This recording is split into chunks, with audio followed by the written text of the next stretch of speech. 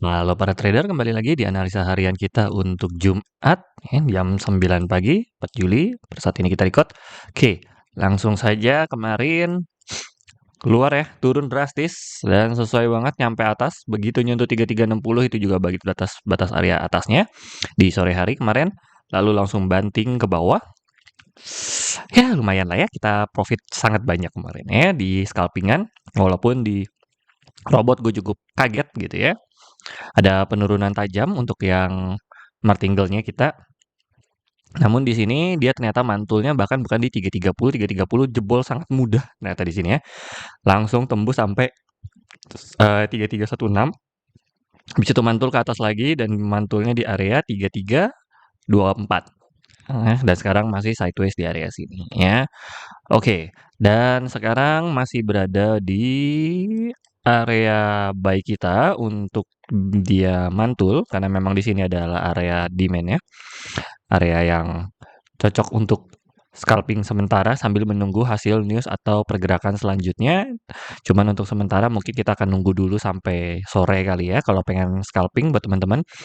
Lebih baik dipantau lagi kira-kira mungkin ya 4-5 jam ke depan lah ya untuk time frame 1 jamnya. Kalau teman-teman mainnya di time frame 5 menit mungkin sudah ada area sideways-nya gitu ya. Sudah kebentuk area-area kecilnya, area-area. Nah, ini kan kalau ini lebih enak kayak buy di sini, sell di sini gitu misalnya. Untuk yang main di time frame 5 menit tapi ya TP-TP tipis. Oke. So, di sini sekarang masih penurunan, jadi ada kemungkinan lebih lanjut turun. Kita buy-nya kita bawahin lagi. Ya, kalau kemarin gue nggak cari buy. Kemarin gue dapat sell di area atas 3350 lebih tepatnya kurang lebih. Lalu dia ngebanting ke bawah dan akhirnya kita TP untuk yang scalpingannya. Oke, mari kita lihat di area sini sekarang. Gue lagi juga nggak open. Mari kita tunggu saja areanya mungkin di jam 1 kali ya. Baru enak kita trading karena kita lihat dulu. Kalau dia penurunan ke bawah, dia berada di area 3310, dia turun gitu ya. Kita nggak cari buy ya. Kita nggak cari buy dulu. Kita tunggu sampai pembentukannya. Berarti karena kalau dia turun, berarti kan sesuai. Karena memang time apa namanya candlenya sedang turun. Tapi kalau dia naik ke atas ke 3340, nah mungkin gue baru cicil sell dikit-dikit. Itu untuk lot kecil aja ya buat testing ya. Tapi kalau mau lebih aman lagi tunggu ke 3360 sih. Teman ke 3360 kalau nggak ada news apa-apa kayak cukup sulit ya karena seingat gue hari ini nggak ada news. Oke. Mari kita cek juga news dulu. Kemarin yang bikin barbar itu di jam setengah 8 nih. NFP-nya keluar 147. Kenapa? Karena previousnya kan 144. Sebelumnya kan 144.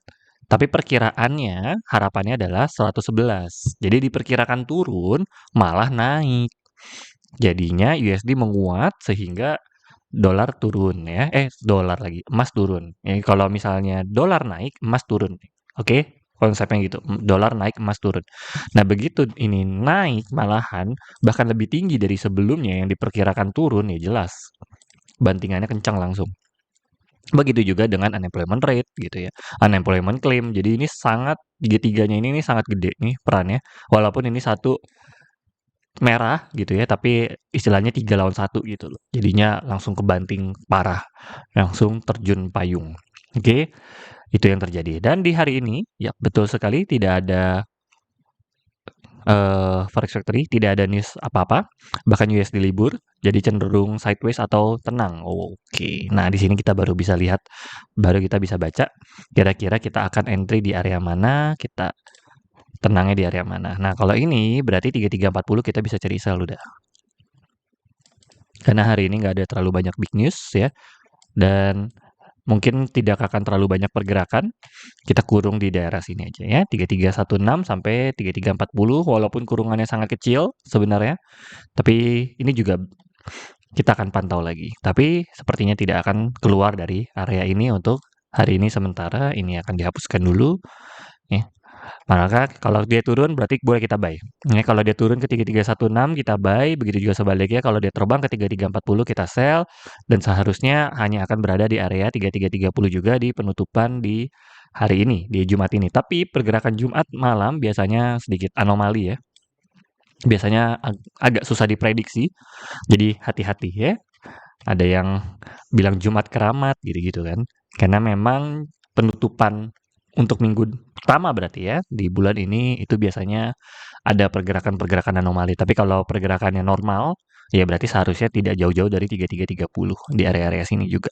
Oke, so kita akan counter trend. Jika dia naik maka kita sell, kalau dia ke bawah maka kita buy. Untuk sementara nggak open posisi dulu. Ya, sambil menunggu dia kemana. Kemungkinan sore baru akan ada pergerakan. Oke, so segitu saja analisa harian kita kali ini. Salam cuan.